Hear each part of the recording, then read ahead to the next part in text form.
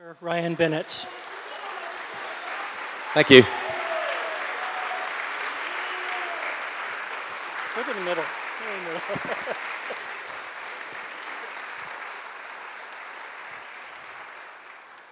So most of you know the drill by now. You ask the questions, I'll repeat them, Ryan will answer them. And as always, I have my phone handy. You can always tweet your questions to hashtag SBFF. Do we have any questions for Ryan?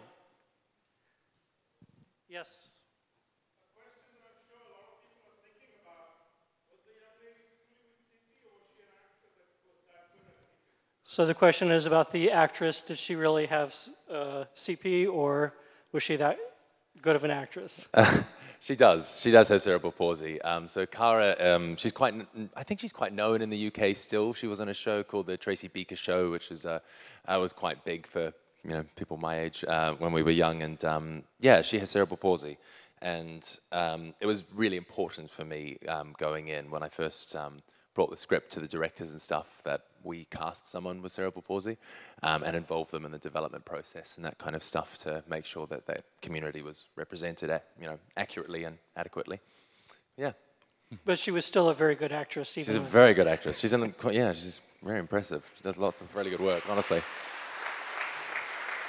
And she was tireless as well. Like, it was insane how capable she was. Did she, like the opening scene where she's having a hard time, is that just where she is, or was she? No, I think, her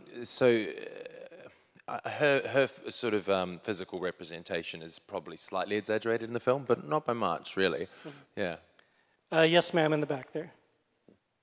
Yes, you. So the question is, what sparked your interest in this story about a woman with cerebral palsy? So it's a bit of a long answer, sorry, but I'll try to be quick.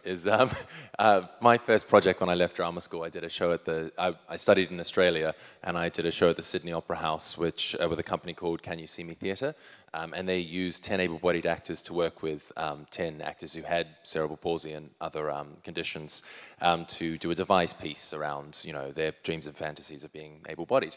So I ran into a whole bunch of people that basically really inspired me, and was a very seminal moment for me when I sort of came out of drama school and had a great impact. So I got curious about it then, I suppose, and and the story started gestating.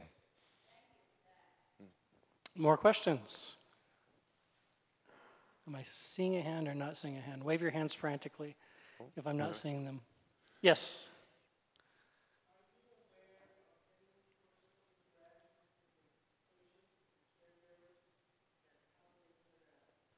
So the question is about, were you aware of any relationships like this between the caregiver and the person with cerebral palsy?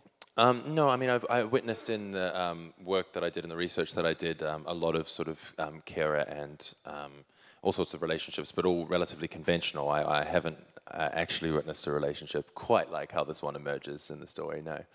Yeah. More questions? Yes, right there.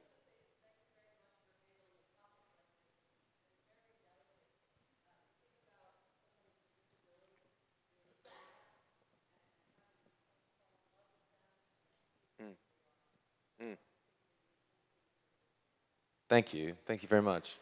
Yeah. And Cara has a pretty awesome boyfriend who came to set as well, who was always there with her. So, yeah.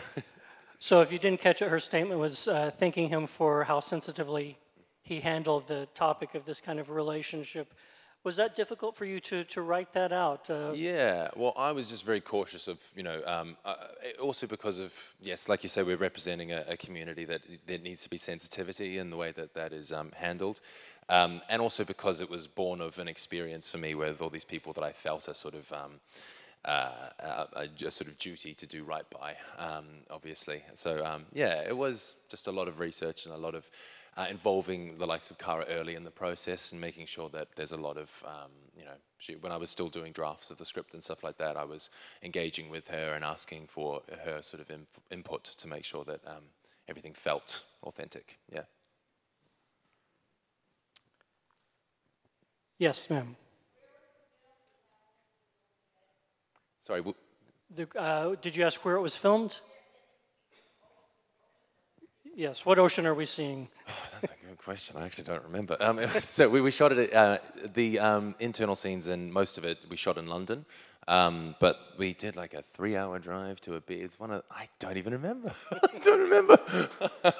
I'll have to find out and tell you. But it was, yeah, it was. We'll post the exact location on the website if you need to find it. Sorry, it was a while ago. How long did we film? Sorry. That's fine. Yeah. Yeah, how long did you film? It was, I'm trying to think, we did, I think it was about 5 or 6 shoot days, yeah, from memory. Wow. Yeah, we took our time. Yes, right there. Yep.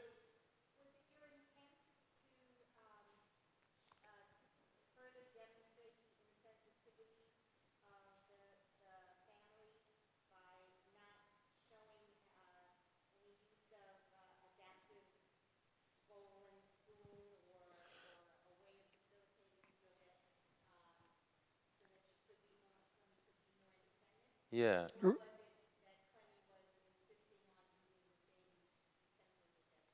So if you couldn't hear the question, it was about the fact that she didn't have any kind of adaptive bowl and spoon to meet her specific needs. Was that intentional on the family's part, or was that more the character being hard-headed and not wanting to use those?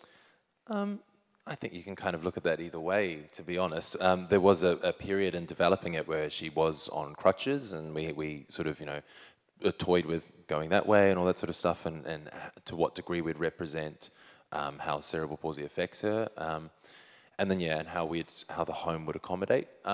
I think personally that it's probably Clemmie's defiant independence and willingness to, drive to sort of have an ordinary life, and as she would say, that's sort of what that's about. But yeah.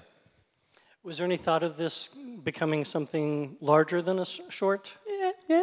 As I think Johnny said before, that's the dream of every short, isn't it? It's we'd like it to sort of go on, to something else. We have time for one more question, if we have a question. Yes, right there.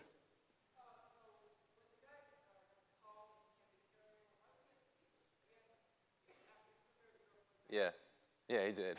So the question is about, why are you back at the beach without her? Back at the beach, just sitting randomly.